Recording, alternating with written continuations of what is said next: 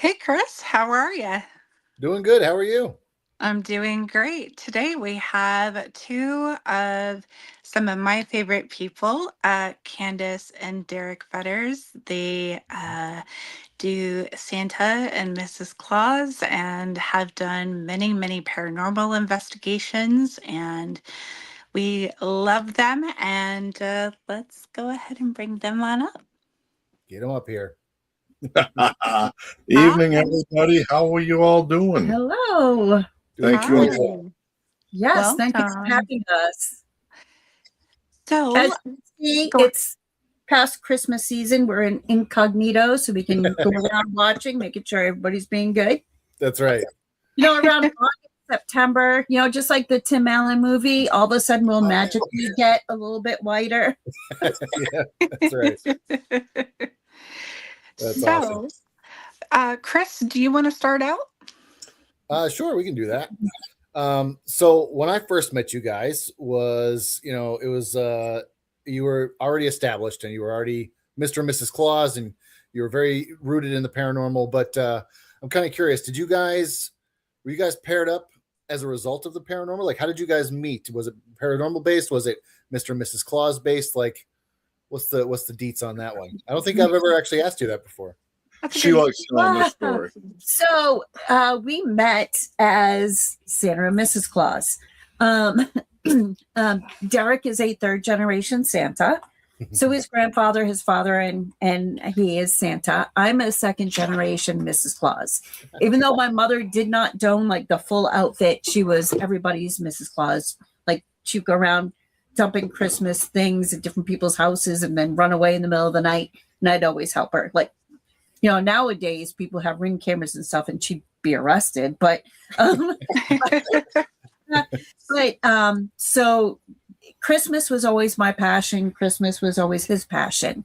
I was on a fire department up here in Greenfield, New Hampshire. And they're like, hey, you're on the fire department. Do you want to be Mrs. Claus on the top of the fire truck? We'll bring in a Santa. And you both can be on top of the fire truck and you can wave to you go through every street in town and you wave to all the houses. I'm like, sure, let's do this. He ended up being my Santa. They brought him on. And at the time we were like, we became really good friends and then we became a couple. Yeah. It was good. Yeah. Meant to be. Absolutely. Love at first sight, right? Yep. And then both our love for the paranormal and, things like that really brought us together even more. That's funny. I've never actually asked you guys how you met. I don't think so. We had a lot of time in pizza one night. We could have chatted for hours. We could, I think I was just, you see all this white that's coming in? I think that was a result of that night. So. That night. Connecticut Paracon, which nobody will ever forget because it was the hottest Paracon ever. God, yeah. It was, and it's actually the first Paracon that Chris and I met because Derick introduced us. That's right. Yep. That wasn't where I met you guys, was it? Or was it? No, you had met us. No, I knew you previously. Yeah. Right. You met us previously. Yeah. Yeah, I thought so. Yeah. Yeah, that was hot as fuck. Yes. We had these big old fans on, but it didn't help. It was really warm in that gymnasium. So what was your first paranormal investigation together as a couple, and what specific memories from that investigation stand out for you both together? Our first investigation. There's been so many. Wilson Castle. Our first investigation was Wilson Castle. I was going to say our marriage.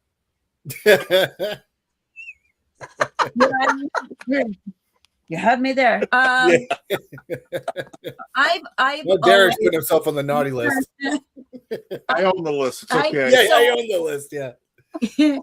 Ever since I was a child, I always had abilities. I was a sensitive, but I never understood it. I was always told, "Oh, you have imagination. Oh, what? You have an imagination," or, don't talk about it. You have an imaginary friend. I'm like, no, it's a spirit. No, it's so for many years, I kind of cut it out of my life, or like, that's not happening, that's not happening. But it just kept coming back at me. And, I kept thinking, I do have an aunt that's a medium. And I kept thinking, all right, do I take after her? But my whole family thought I was just crazy. And shut up.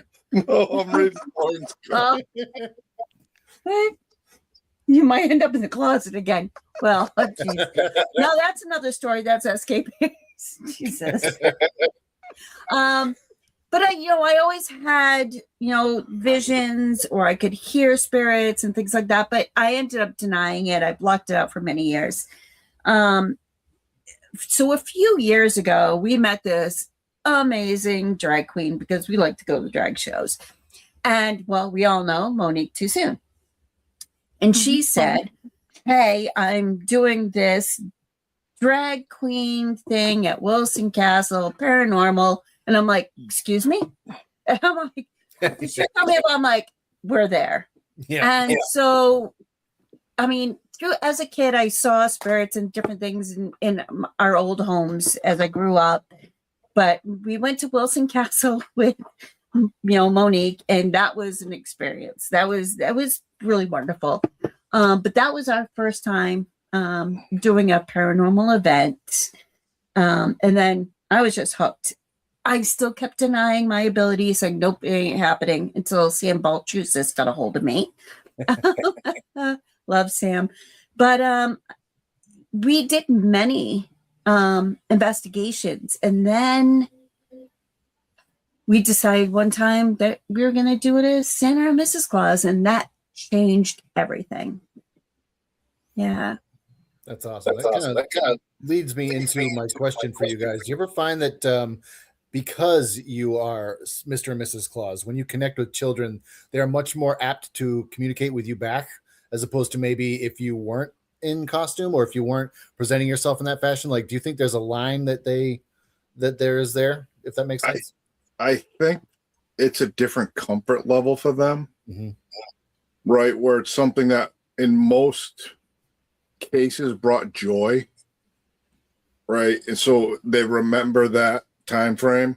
When we were at the Winchendon Historical Society, Whitney Murdoch Mansion, and we were in the upstairs, we were getting EVPs saying Santa presents, stories.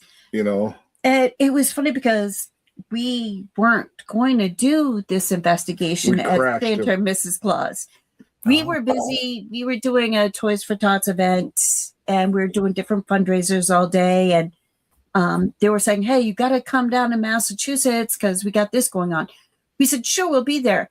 But then we realized with our timing, we couldn't change. We didn't have enough time. We were late going there. So we just decided, let's go as Santa and Mrs. And it changed the whole night. I mean, everybody is still talking about it. And it was a few years ago now. But you through the spirit boxes, you heard the children, you saw the different equipment light up. You felt like people were saying they felt like things brush against their legs, like children running by to come towards us. I forget, there was a couple people that was like, all of a sudden we felt this rush of like something brush our legs to go past us and like towards us. And, I felt like, what? Santa is something that is tangible. It's something that children remember, no matter from whether they're from the 1600s, 1700s, 1800s. Hey, there was some creepy looking Santas back There was some then. I've seen those pictures. Just like the Easter Bunny. Creepy. Oh yeah, I've seen some Easter Bunny ones that are like, Jesus. The children seemed to be like, it brought them joy. It was something that they could hope for. And so we've realized that when we go into different places as the Clauses, like all of a sudden the mood lightens and you have this interaction. Like, you never want to think about child spirits. You don't want to think about children who are dead, children who are still here, children who are maybe trapped or doesn't want to leave a home, but that could be where they're more comfortable. This could be a place that they always felt safe, or a place they always felt loved. And that's why they remain there. And then Santa comes and they're like, wow. Yeah. That's really cool. I love that. Wow. What would you say is one of the strongest interactions that stands out for you with one of the children's spirits that you've come across? When we were at the Murdoch, I felt like something was holding my knee. Oh wow. And then my whole knee got cold. Right. So I mean, usually when you're dealing with children, and we deal with all types of children, we specialize in children with special needs, kids who are on vents, monitors, people who can't leave their house, severe autism and stuff like that. And it just reminds me of when you approach some of the children that we do, and I'll tell the parents, just put the kid in my lap, put your child in my lap, it'll be fine. And you get this puzzled look like, you're willing to hold my child, right? So you get that feeling, and like, parents get all frustrated. Oh, we've taken enough time. We've taken enough time. The child will tell me when they're done, and then they'll get wiggly and all that. And like, okay, they're done. Yeah. It's the same type of feeling when you go into certain, when you go in certain environments, you just feel this is comfortable. This feels safe, right? Yeah. There's a spirit child who's sitting here on my lap. We're going to let them stay there for as long as they're comfortable. Yeah. Just like we would another child. People seem to want to rush things as you're Santa and Mrs. Claus. Oh, jump on my lap, do this, run, have a picture, quick. But we don't, that's not who we are. We see a lot of children who are sick, so we take our time. We do that also with the spirit children. And when you felt that child there, you just let it be. And it's a little awkward because you're expecting to see something there. I will admit that. Yeah. That's like we did the escape pairs as well as the clauses, yeah. As the clauses. And you felt when you were sitting there, a child like brush and like you felt this. And there's no child there. Right, but when you actually feel it, like a physical feeling, they're like, hey, I want to tell you what I want for Christmas. Hey, and you have to interact with that child or that spirit. Just as, because you can't see them doesn't mean they're not there. Okay. 3 out of 4, you can communicate a hell of a lot easier with them than I can. Okay. I'm just saying that right now. You're doing great, Derick. You're doing great. Like I need a spirit interpreter, please. Like a definitely. Yeah. Santa crosses all realms, and Santa has always been something a child can trust in and have joy with, and have their greatest wishes and hopes. That is I don't know, as I'm all the positive things. I kind of speechless. It just is. It's overwhelmingly amazing to hear you guys talk about that and your interactions with children's spirits, with living children, and just the fact that you guys do that is truly amazing. I mean, you guys are lights in this world, truly. Oh, thank you. It's a gift to us. Like, people will say, you go to the hospitals, you go to children's homes that can't go out and see Santa. You see all these children who have cancer, children who you might not see next Christmas. You see all these children, but yet you don't want anything in return. And I'm like, we do have something in return. Yeah. That is like the biggest blessing to us. What we get just from visiting these children and adults as well. What we get in return is, way more important, or means so much more than monetary things or gifts or things like that. We have that joy. Do we walk away sometimes in tears? Are we crying? Absolutely. Because of some of the things we see with these children and adults. But we're so blessed to be able to do this. Yeah. It's we don't charge for what we do for a reason. Mm-hmm. I don't put time limits on people for a reason. Mm-hmm. You cannot go into some of these environments and deal with some of these families have for issues to be able to give them what everybody else has every day of their lives. Mm-hmm. Normalcy. Right. There's a lot of families out there struggling just to understand and be able to communicate with their children. I'll tell you a little story about, there was a family who used to host a autism dance team, I think it was.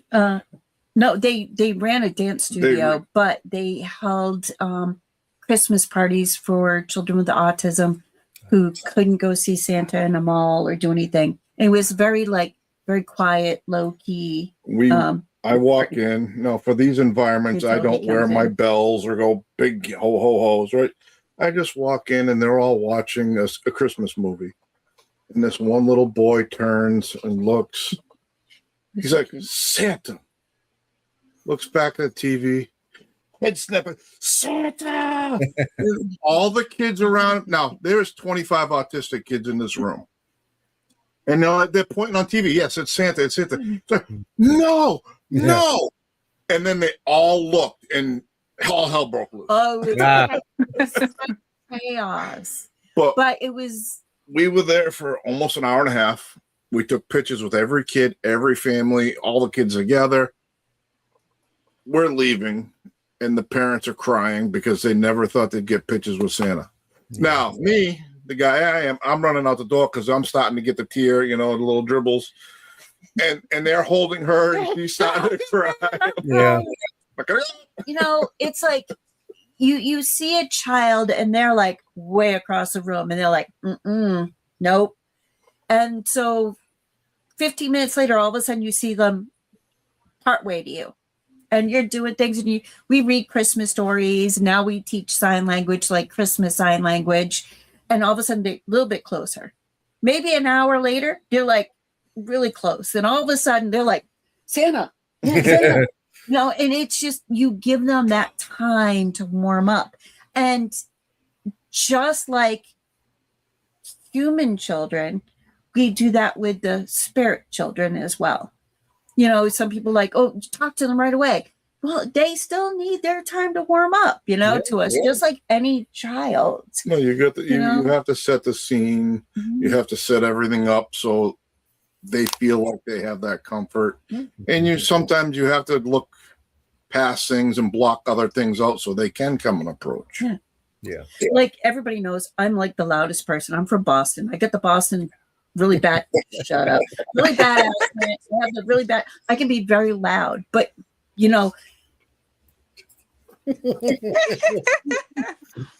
I'll remove myself from the naughty list. But just like you would with children, you have to tone it down with spirit children, spirit adults. Like people want to go in with their loud equipment and their spirit boxes, and they want their spirit boxes on super, super loud, and they want to be like, hey, children, talk. And you're like, hold on, Santa's here. Let's calm it down a little bit. Let's go in a little bit quiet. And some people might not understand that at the beginning, but then they're like, oh, I get it now. Because that's when we start really getting the responses. That's cool. Go ahead, Raven. What would you say as far as the spirit children, or even maybe some of the adults that are in spirit that you've come across, if you could pick maybe one or two moments where you experienced them going through a healing of some sort through what you were doing, could you share that with us a little bit? A healing. I don't know if I've ever felt that. Yeah. You just feel warmth and love. I guess that would be a healing. Mm-hmm. You like as a medium or somebody just really getting into my abilities. Like for me, like we've had spirit children, and all of a sudden I just feel that warmth, and all of a sudden, like I feel like it's called like the explosion in my body, where all of a sudden I'm like, oh yeah, and like I feel like I get that hug. I mean, that's, but I want that. I Aw. want a spirit hug. Oh, we need distance hugs. There's not COVID like, hug. Go gadget hug. I Yep. don't think there's one big moment, but Oh. just really little good moments. It's funny because when we've done events as the Clauses, it's different because I don't leave exhausted. It's not mentally, physically draining because I'm basically just waiting for them, right? I'm not forcing anything where when you deal with, I'll call them human kids or human people, right? You have to try to think in advance what they're going to do, how they're going to react, so you can either tone something one way or another or adjust. I mean, my wife laughs at me all the time. I'm a big guy. I'm getting down on the floor, crawling around with the kids on the floor. It's getting much harder and harder every year to get up off the floor. I can guarantee you that. I'm like, he's the only Santa I will see him belly flop down on the floor and play with the kids. I'm thinking to myself, how are you going to get yourself up? Yeah. It's usually crawl to the nearest sofa or a couch and use it as leverage. I'm kind of curious. Go ahead, Candace. Nonverbal child speak, and the parents just lost it. Oh shit! Mhm. That's amazing. That is truly A amazing. nonverbal autistic child spoke. Holy cow! What did he say? If you don't mind me asking. I don't remember. I Which don't one remember was it? because the parents were just flipping out, Yeah. and I didn't even realize it. The little boy, yeah. Because I didn't hear what he said, but they were like, they lost Was it. that the one this year that I was The crawling little around boy, on the yeah, floor? yep. It's funny because we would bring little goodie bags and it's like little foam balls and stuff like that, and didn't want anything to do with me when I first got Oh there. no, he was like, So no. I'm on the floor and she's got a little red ball and she gives it to me and I roll it to him. He looks, rolls it back. So I don't roll it as far. So he's come a little bit closer. And then it just goes back and forth. And again, it's a challenge for some of these to get everybody in one picture, right? Right. So when you get to the point and it's like you start throwing it, and they had a friend taking pictures, so I tossed the ball up so they got a picture of us both looking up at the ball. It's just small things like that are going to give these parents memories. But then all of a sudden, he was that child was all in. Oh, then they get All in. angry when I leave. But, it's You bring him back. Yeah. we treat all children, adults, and spirit children. You have to treat them all the same. Mhm. I mean, It's just finding the way they can communicate the easiest. Yeah. Right. For me, it's a struggle because I don't have the advanced abilities of the other three present on this screen. I'm the nerd, and it's kind of awkward if I walk into a house with a spirit box, but you don't do that, Santa. But I mean, you are coming into some abilities. You are finally letting go and learning, and I'm still trying to figure myself out because I denied for so many years. But I really want to delve more into working with children, spirit children, Christmas, going to other places. That's something I'll add you, Santa. I'm thinking, I'm the silent in the we. I'm like, Yeah. damn it. No. But it's, we really want to delve into more of the paranormal, the children, because what I see is you go to a lot of these haunted homes or different places, and people concentrate more on what people say are evil spirits or spirits that are not nice. Or that's where a lot of the paranormal people go. Like, who died? What did they do? What happened here? But everybody forgets they're also children.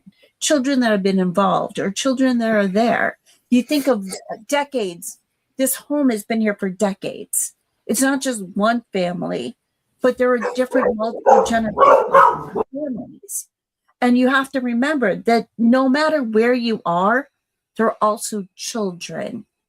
And I'd like to start more of the, investigations where you're talking to the children, not who you think are evil spirits or spirits that are creating issues.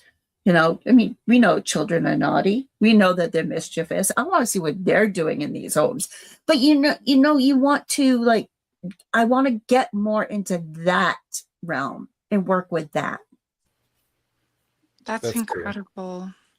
Marla posted a comment saying, "I want you two to know how much this granny appreciates what you do. I got to see a couple like you give my 13-year-old grandson who was at Duke Hospital in NC, is that North Carolina, I would think, get his last Christmas gifts ever. Then the same couple went to Ronald McDonald's house and they bought Christmas presents for my son. Oh my goodness. It's like small writing for me. My grandson's little brother, thank you for what you do." Thank you. That means a lot to us. So thank you. My heart. We also do a lot with the Toys for Tots. We do the hospitals with them. And sometimes it's really gut wrenching, right? You're going in there trying to lift their spirits of the environment of what's happening where they are. You're trying to give them, but I'll tell you what, myself personally, I've gone through some sticky situations of carrying memories of the good I brought with what I saw. We did an event once and a little girl came up and said, "I'm dying of cancer." Greenfield, New Hampshire. And I looked at her and was like, "Would you like to pray?" And she says, "I'd like that." I never saw her again. Right. So it's things like that. I know I'm here for a purpose. And if I can help using my chunkiness and my beardness, just bring happiness. It's life's too short to be miserable. And if you can help somebody out and just make them smile. It's when you have a family that will contact you throughout the year, June, July, August, and they say, "Can you come now? We need you. This person won't be here for Christmas. Can we do Christmas now?" And we're on the ready. I'll hide my hair, wig, whatever.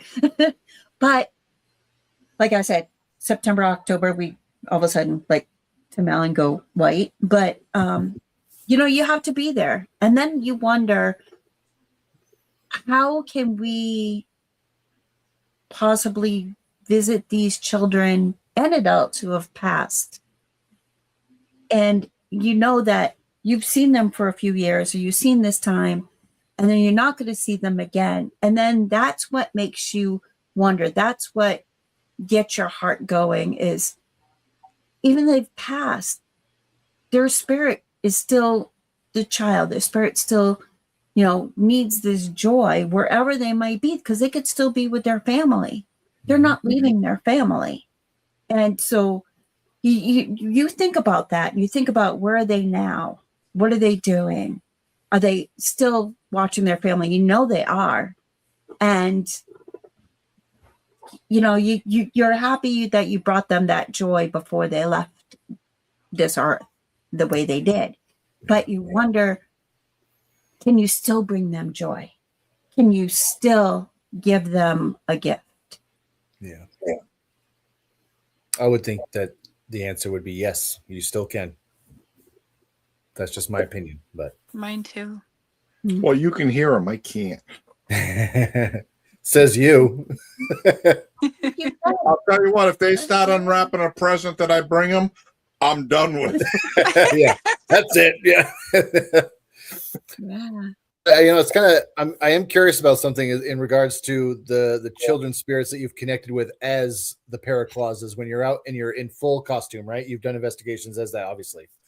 And I'm sure you've gone to places like repeatedly, right? So you've been there as the ParaClauses, but to the places that you've gone back again to, have you ever gone incognito and still been recognized by the spirits as Mr. and Mrs. Claus?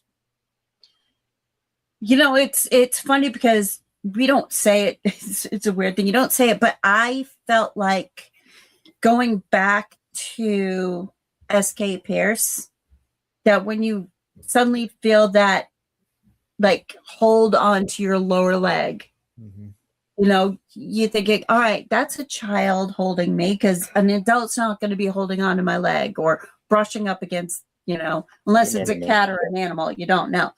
But going back to SK Pierce, you felt like there was a child or something that was walking around and strutting. You felt that spirit.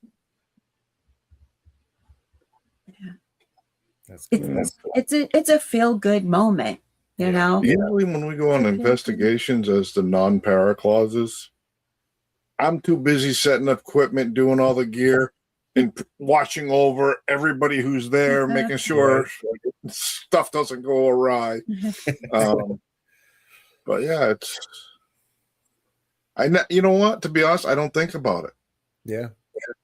It was almost like a second persona when I put on the suit, and the language changes, the emotions changes, the demeanor changes. Yeah. I'd be interested to see if you guys went back to a location that you were as the ParaClauses when you went. Go back when you're not that. You're just in normal clothes, right? And just ask them, hey, do you know who I am? Do you recognize me? And if they say Santa or Mrs. Claus, I'd be like, talk about validation. That'd be cool. I would love to do that. The Whitney Murdoch. I would love to cool. back to Whitney. If you guys do that, please let me know the results. Or if you do go, let me go with you. We're coming. You're right. That's great. So I'd like to know the closet story, because I'm curious now because of Lauren's comment. So please share. The closet story. So I think Lauren is on here somewhere, but yeah. Well, she had made the comment. Yeah. So Saturday night we were up at SK Pierce and we're on the third floor, and me and Danny decided to go in the closet together to investigate. Now, have you both been to the SK Pierce? No. Okay. You know where the pool table room was, Chris? Up on the third floor where the men used to hang out, the closet. So it's got a portal. Usually Danny and I are called the protectors of the groups. We pay attention to everybody, make sure if people start to get taken over, we try to pull them back and all that stuff.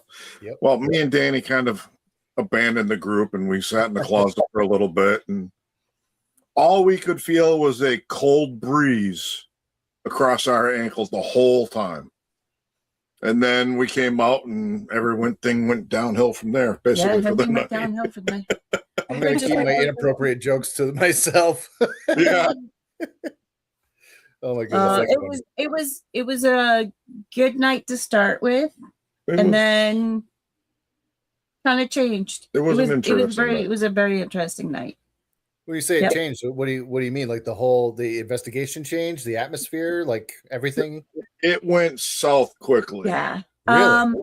Normally we go there and there's past history. Quickly downhill. Lauren just said that. Usually you go there and I mean there's history there. There's stories of rape. There's stories of slaves that had gotten pregnant, that were killed. Spontaneously combusted there too, right? Huh? Yes. The gentleman who kind of spontaneously combusted. Yep. He actually he didn't spontaneously. He burned himself to death. Smoking, right? Yeah. But usually, I've always, when I go and I do an investigation, I'm usually like the person that's doing the Reiki, the energy, protecting everybody. Well, this time I needed help.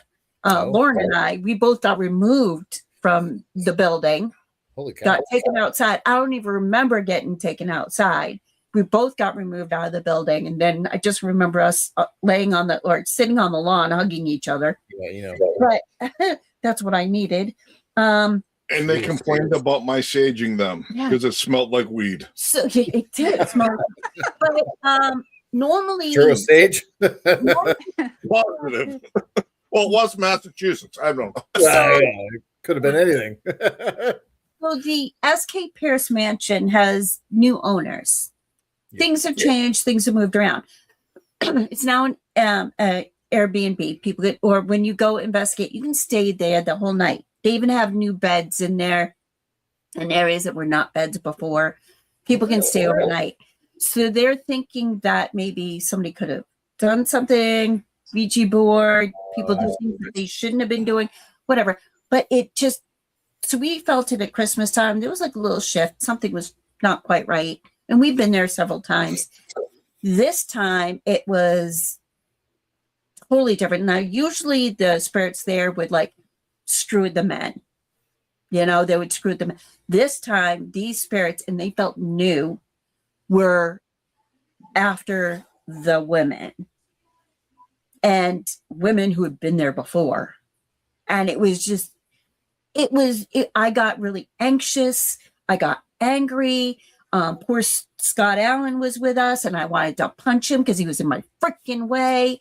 And it's not me. And I didn't tell Scott that, so now he's going to know. Yeah, he's going to know, yeah.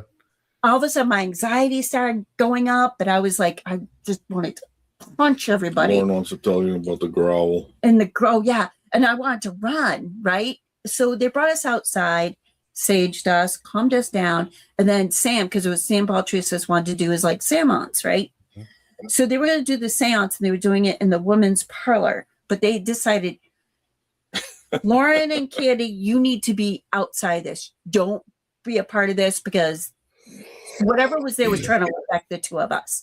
So we're like kind of like sitting by the men's parlor in chairs, but kind of in the hallway. They were doing our seance, and this girl, Jennifer, was channeling. And there's something happened early with Jennifer where I saw a big man, like huge big man. She was doing the SDs, and this big man with overalls. I've never actually seen like a full-on person before in my mind. I saw a big man with overalls, and I was like, I said it going, I don't get this. I don't understand this. I don't know what's going on. That was before I got the anxiety and the wanting to punch. But so they're doing the seance, and Jennifer, the girl that was in the Estes upstairs, was kind of like going under, and she started like feeling a woman, child, whatever. It was Marion who's the manager there at the SK Pierce. Lauren and I were sitting. They were closing out the seance. So they did the ringing of the bell, and they tapped really loudly down, like closing. As that was happening, we heard a right behind Lauren, I, and Miriam, like this loud, like, and we all jumped at the same time and turned and went, what the F was that? Yeah. Miriam, all the cameras, Miriam has cameras. Well, the SK Paris has cameras. Miriam went back to listen, to watch it. The camera had shut off for 9 minutes around it. Oh, shit. Oh, wow. Just in that time, the camera shut down. Jeez. Nothing. And she showed it to us because we're all like watching for it, trying to listen. Wasn't there. But it was the whole, like, so we were supposed to be there from 6 to midnight. I think this was like all around 9:30. We're like, yeah, we're all done. Oh, we lost Christopher. No, I'm still here. I just had to blank out the screen for a minute. Okay. So we were like 9:30. We're like, wow, it's only 9:30. Like, we're all done. That's how I'm like. So we all like kept in there. Everybody went upstairs. People did different areas, but Lauren and I, we like stayed out of it. We're like, we're going to sit in the kitchen. We're going to do this. It was so different that everybody there did not want Lauren and I a part of it. We were like, they were like, no, because whatever it is wants you to. But it was a very different night. We actually ended up leaving like 11:30. Because we had to pack up because Derick had cameras in every room. We had, different things going on. So we had to pack up all the equipment. Yeah, never trust me when running cameras. So, Danny. Poor Danny and Chris. Chris, Aroju, the one that always goes around with Sam, young Chris. So the girls and I were all downstairs watching the cameras. This is after shit happened. And they're like, can you talk to them? Well, I didn't bring a mic to put into the system. I'm like, no, but I can set the sirens off on my cameras. Mind you, it's pitch dark where they are up in the nanny's room. Oh my gosh. But we can see them because it's night vision on the camera because we had a big screen TV downstairs to watch every camera. So I sort of hit the siren and watched Danny come unglued and almost out of his show. And Chris was like, but I have to admit, it changed the whole mood. It really did. Of that night. From that point on, it was more upbeat. It was fun. Oh, good. Lauren and I needed that moment. Oh my God, Lauren and Candace were laughing so hard. And like, I don't believe you did that. I'm like, yeah, I did it. He needed new boxers, Lauren says. Well, I mean, the thing is, Danny to always bring his just in case pants. when we investigate, we actually hang out with some of the best people. Oh yeah, non-judgmental people who will actually listen. Right, that's the hardest part. There's so many people who are in it for the notoriety, for the money, or they think they're going to get money. Right, it's just go and have fun. Mm-hmm. Yeah, mm-hmm. yeah. I mean, I at that night, if you had asked me that night if I would ever go back there, I at that moment I'd be like, oh hell no.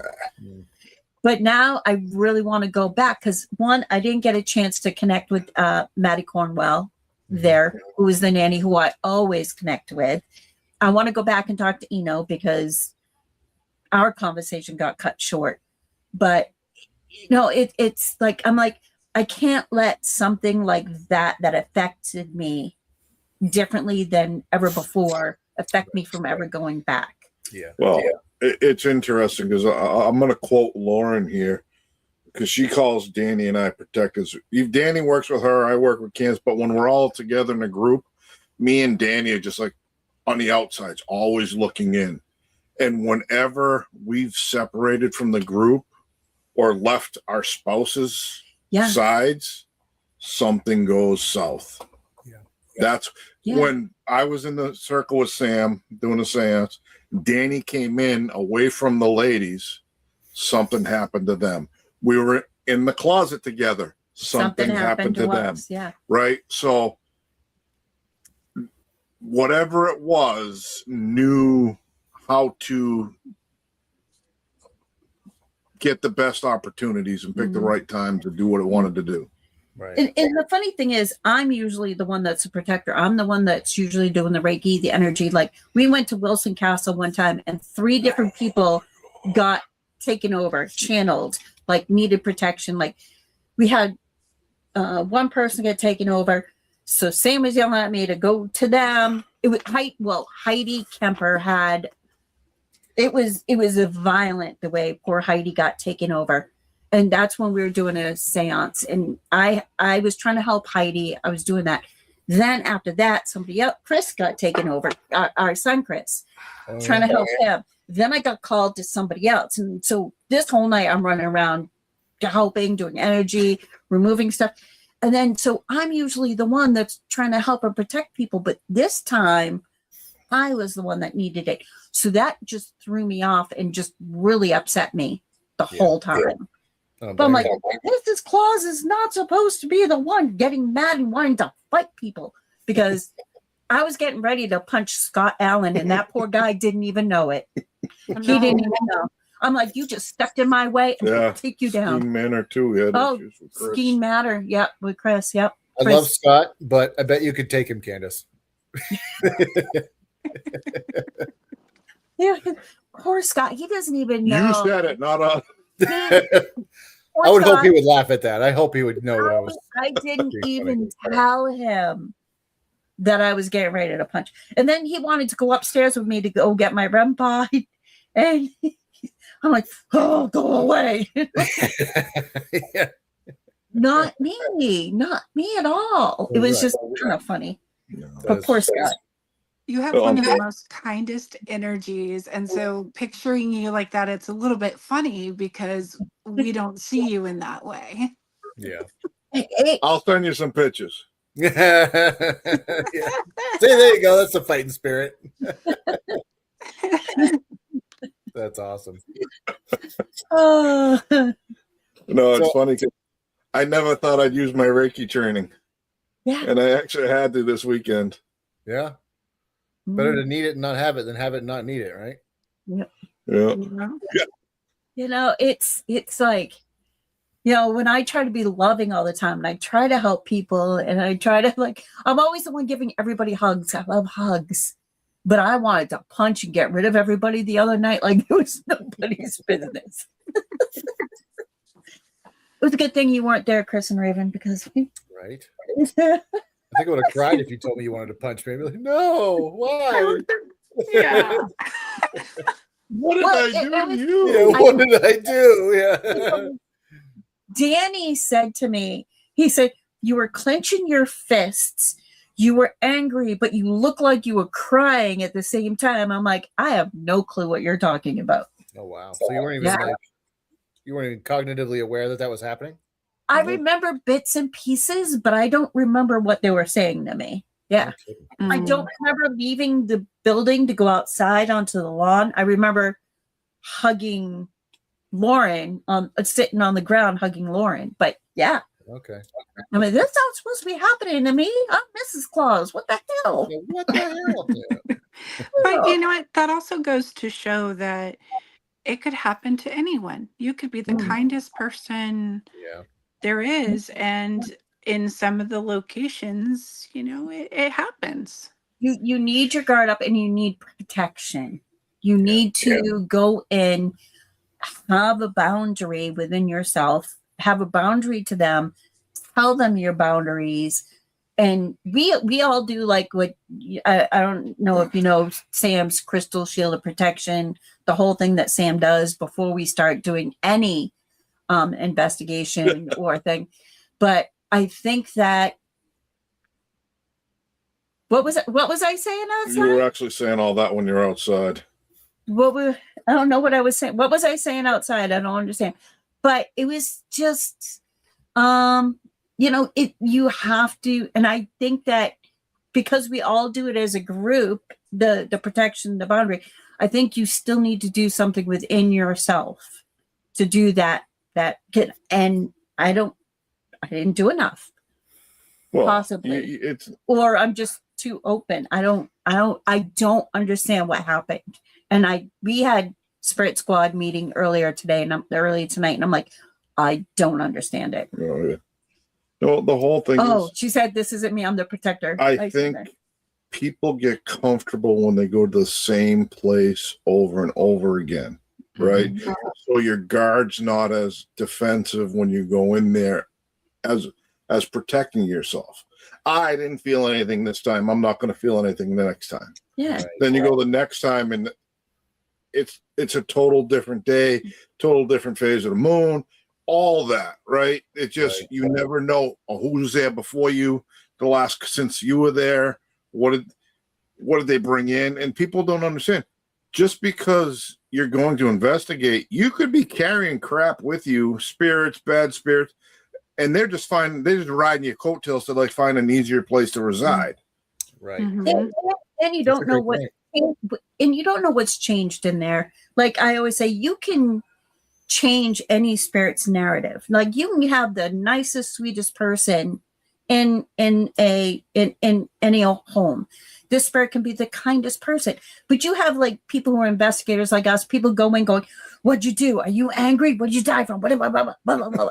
And they like go in like barking like that, and eventually you're gonna piss that thing off. That poor spirit who's normally a nice person, but they're gonna be like, you know what? I'm fighting back. You know, like. So you're going to change their narrative. You're going to make them be like from the sweetest person to all of a sudden they're defending themselves and they're going to get angry with you and they're going to be defensive. I really think in these investigations and anything you do, you can change a spirit's narrative. You can change who they are and what you can also manifest crap too. Oh my God. What? Yeah. Lauren, how am I supposed to take that? I had a chink in my armor. Eric, Jesus. She never got. She have laughing chink. What do you? All right. So for anybody on here who doesn't know, oh my God, I'm a chink. Oh my. But that's not what Lauren meant. I just read it wrong. Jesus, Derick. So I'm half Chinese. So things like that crack me up. I'm sorry. Well, this podcast has gone downhill real quick. Yeah. Well, the other thing is, one of the other things I notice when you start doing investigation, when people decide to name things. Oh, yeah. When you start to name entities, whatever spirits, whatever they are, you're giving them then an identity, right? And when you give someone identity, it's going to manifest into whatever you're giving that identity for, positive or negative, right? That's true. Comment section's probably going wild right now. I wasn't able to join chat because of the laptop, but I see it. Christy's making a few comments on. Yep. Yeah. Hey, we're here to laugh and have fun. Life's too short to be miserable. That's right. That's right. No, but I actually really would love to go back to the Whitney mansion, the Whitney Murdoch mansion, as the Clauses, or even not, and just say, do you remember us? Because those moments upstairs where we weren't even supposed to be there as us. We crashed the investigation. Basically. That's also the night that they had a really hard time at the church. But Lauren and Danny were there as well. Lauren and Danny, I think it's whenever you guys are with us. What the hell? There are twins. I would love to go to see if any of them said that they remember us, or see if they come more quickly to us, or I'd like to put out. We didn't have anything with us that night for like toys or gifts because we really weren't supposed to be there. But I would like to, bring toys or something that light up, or have something that maybe we could see them. A teddy bear EMF detector. I do have a teddy bear EMF detector that the teddy bears. The Boo Buddy? Or is yes, I have the Boo Buddy Junior. I want the Boo Buddy. But I have the Boo Buddy Junior, and the heart lights up red when I gotta say, I've seen those Boo Buddies, and at least the one that I saw, it was like, it was like A, B, C, D, and then it's like it waits for the spirit to finish, or it'd be like, it's cold in here, brr. I'm like, that's the one. I don't like that at all. I want that one. Mine doesn't talk; it just makes music, or it does that and the heart glows. I'd probably bring that one home and forget to shut it off. Oh, I know, right? Yeah. I'd wake up in the middle of the night, A, B, C. Oh my Lord! Go running. Yeah. So, do you see this little guy behind us? I have noticed him a few times. Yeah. I brought him here because Gwen likes to always ask about him. You know who he is, right? I don't. I recognize him, but it escapes me what he's from. So, this is Glenn from the movie Chucky. He's Tiffany and Chucky's son. Oh, Glenn. That's right. Okay. The story about how I got Glenn is kind of creepy. So your son actually told me this weekend how you are a massive Chucky fan. Yes, because of Glenn, just a little bit. Most of my house is Chucky. So I used to work for a company that did repos. And so when you do repo a car, you have to clean out all the car, box up everything, all the personals from the vehicle, and hold them for the owner of the vehicle to come back for. Now, the company that I work for, these people were extremely religious, although the owner, he was a big biker dude, but very, very religious.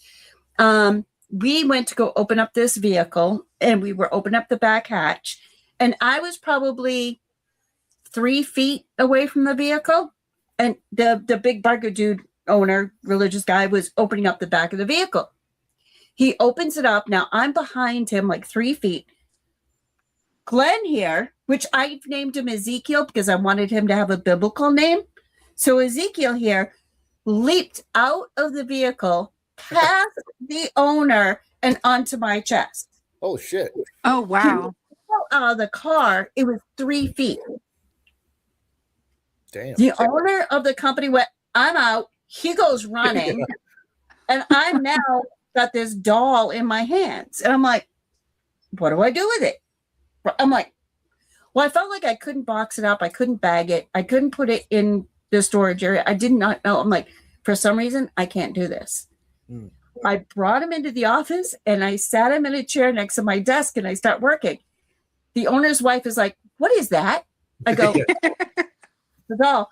She looked at it because it's got the teeth in it and she goes, get it out of here. Get it out. I'm like, well, I can't box or bag it up for some reason. She goes, take it home. She goes, take it home. And I'm like, I go, what if the owner comes back for it? She goes, you work here. You can bring it back. I'm like, fine. So I had my grandchild's car seat in the back seat of my car. So I strapped it into the car seat. I drove around with it forever. Oh, no. So the people never came back for it. So he ended up being mine. But the thing is, and I've taken him to different places. He does have attachments, but different mediums and different people everywhere say he's got attachments. We treat him like he's a child. We treat him because he thinks he's a real child. He moves things and he gets very protective. One Christmas, because I had all my like creepy dolls in front of the Christmas tree. As you see, I dress them up all for Christmas. One Christmas, the grandkids were coming. I took all the dolls, including Ezekiel, put them in big baskets and put them in the camper. The kids came for Christmas and like, Mom, where's our brother? I'm like, Ezekiel? They go, yeah, where is he? I go, oh, I put him out in the camper. Everybody's like, Mom, why'd you do it? Chris was one of the ones going, Mom, our son Chris, he was like, Mom, why'd you do that? Mom, I'm like, it'll be fine. The next day we go into the camper. All the dolls are laid out on the floor of the camper, except for Ezekiel, who's sitting in the basket. Now, it's a 30-foot camper. Wind, nothing moves this camper. Why the dolls come up out of the sides of the basket, and they're like, I come running in. He's working. I'm like, something's going on in the camper. But yeah, things will move. Things will change. You feel, we brought him on investigations. And people have been like, whoa. Oh, brought him up to Wilson Castle. Wilson Castle, yeah. When, the funniest part is she said she strapped him in the back seat, in the car seat. She went through the McDonald's drive-through. Asked for a kid's meal. Oh, my God. That's great. How funny. Lady Not for him, for me. Opened the window, looked in the back seat, and hucked the food at her. Yeah. Because, so I only I just wanted a Happy Meal. I just wanted a little chicken nugget Happy Meal. Yeah, sometimes you just want a little bit. I forgot the windows were down because it was warm. And she opens up the window. She goes, here's your Happy, and threw it at me and shut the door. And I'm like, what's up with her? So I go to the next parking lot and I'm eating and I look in the rearview mirror and I see him and I'm like, oh. I called Derick. I'm like, well, I can't go back to that McDonald's ever again. Yeah. You scarred her for life. I don't know. But yeah, he's with us all the time. If you ask our son Chris about his brother Ezekiel, he'll tell you all about him. I'm gonna text him when we're done. Yeah. So I met your little brother. He's like, oh, Ezekiel. Yeah. That's so funny. But yeah, I dress all my creepy dolls like in some sort of Christmas outfits. It's kind of No, but I do have a lot of Chucky. Lots Yep. of Chucky. That's cool. So, do you have any specific events coming up? How can people reach out to you if they would like to get a hold of you? All those fun things. We just started a we just webpage. started a new webpage for the ParaClauses. That's amazing. It's in the works now because it was always just like Santa Derek or Mrs. Candy Claus. Then we decided, well, everybody wants us now for more the paranormal, side of it and events. So we just started a new page for it's a website. So we have to do a Facebook page as well. Mhm. But it's the ParaClauses. Well, no, it's not the ParaClauses. I put it together. I know what it is. Yeah, what is it? It's MRS Mrs. C C and Santa.com. and Santa. And then from that page, you can go welcome to the Clauses or welcome to the ParaClauses. Oh, that's cool. So, yeah, we are getting a lot of response for the ParaClauses, which is like you guys. It's amazing. We never would have thought that, there'd be so much interest in it, but we're having fun. It's meant a lot to us, And we're meeting some pretty cool cats. We are meeting a lot of great people, like you guys. Man, So I would not want to know what this world would be like had I not met you guys. I agree. I mean, it's Well, this one time in Connecticut would have really sucked. Yeah. When everyone left except for you guys. Oh my God. hey, we had Hey, we had I some wasn't- good pizza. I wasn't leaving till we left, figured out what we were gonna do, That's right.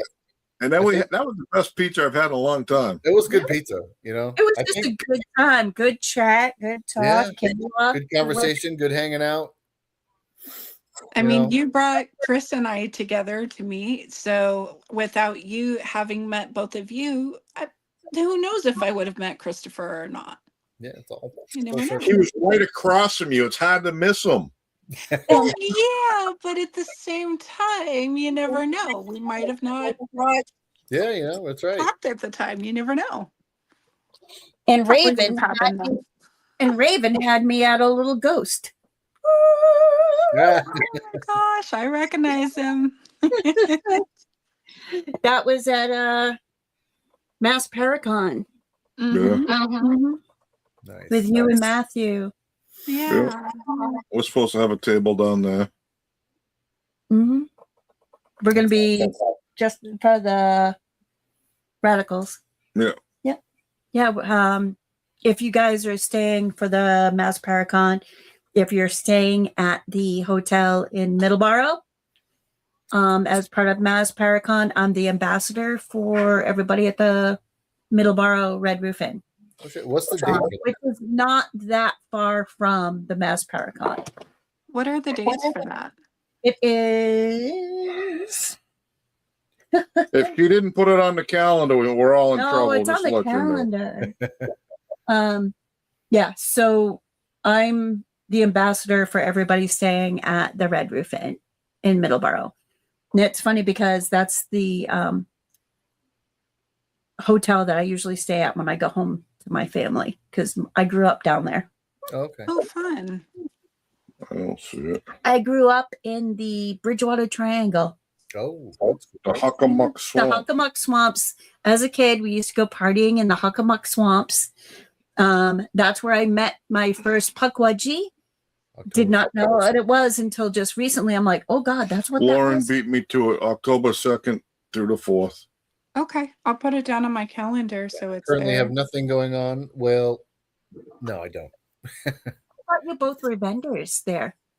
For the Mass Paracon, I'm currently not. That'd be cool too. That would be look into it. awesome. Yeah, And contact Sam. unfortunately, when they do the main HorrorCon, we're going to be in the big boat in the middle, Of going from Greece. Italy to Greece. So Yeah, so we're missing the main HorrorCon this year. Ah, breaking my heart. It broke ours too when we realized the Hey. dates. But hey, But honestly, you know what? You guys deserve it. Have fun out there. It's just like a pair of old blue gym shorts. oh, so that was funny. So Oh my Chris, God.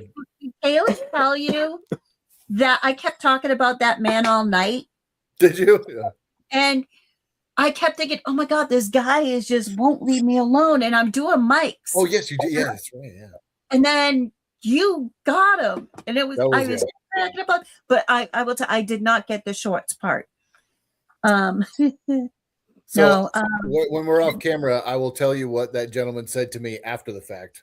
oh, but that would be interesting. Do you want to tell everybody what we're talking about? Who made, because Raven wasn't there. I don't, you know. So we were at the Augusta Civic Center. Yep. And Scott, Allen, and Chris were doing an event of mediumship.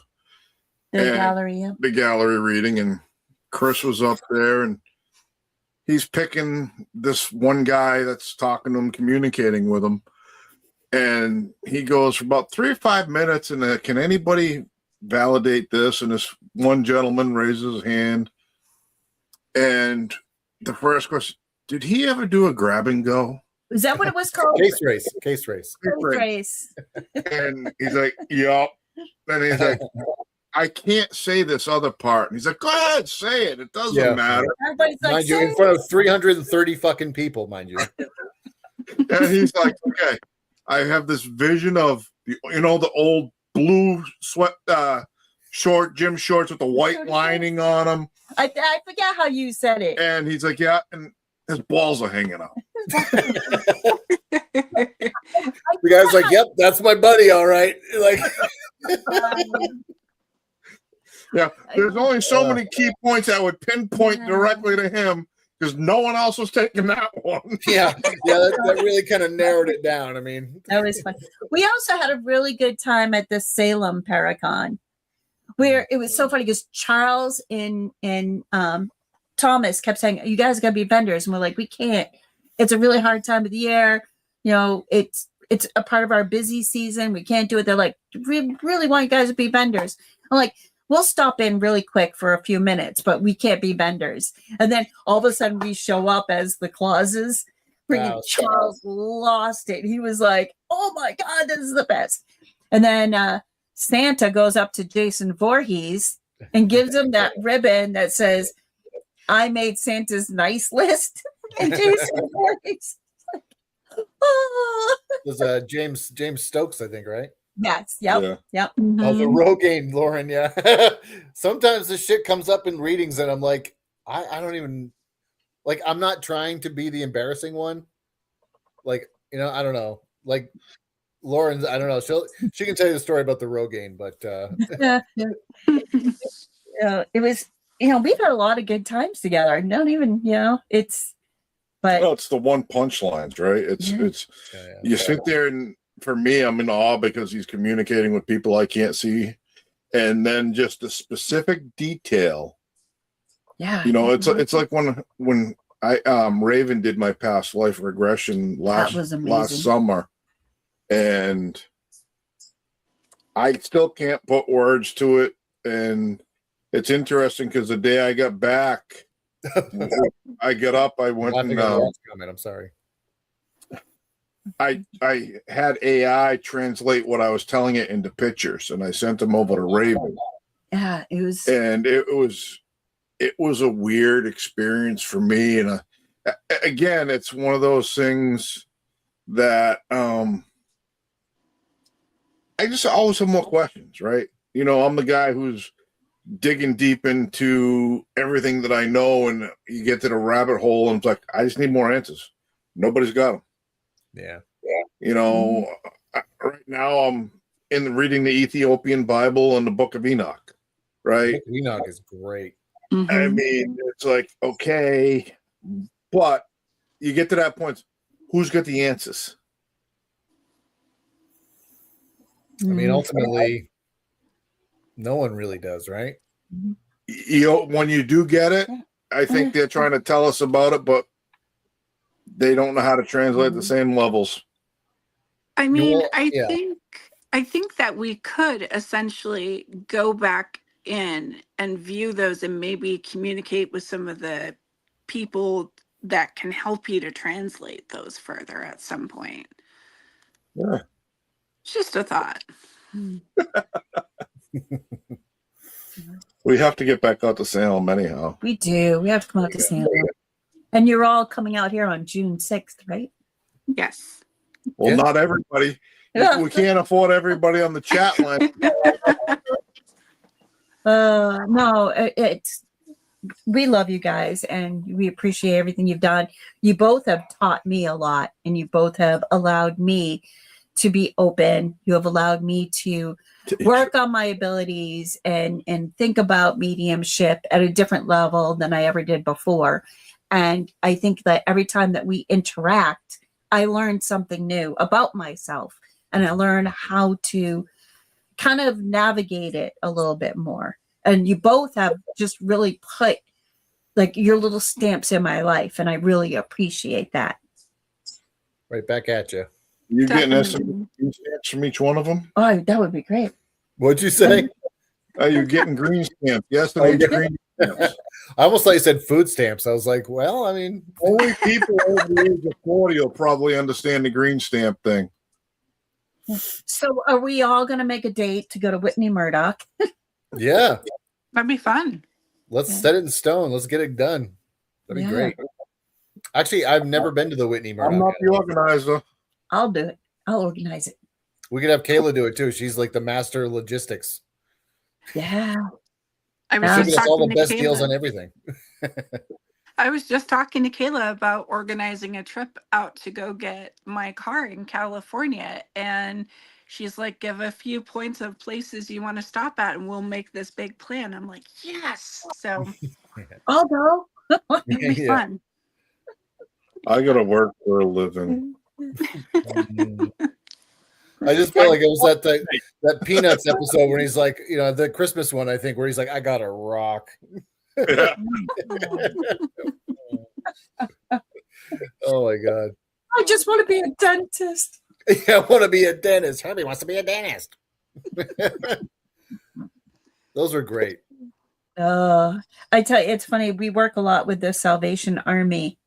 And when people send in toys for the Toys for Tots, there's always the toys that come in like in boxes that are broken, or boxes that are like missing the label, or toys without boxes.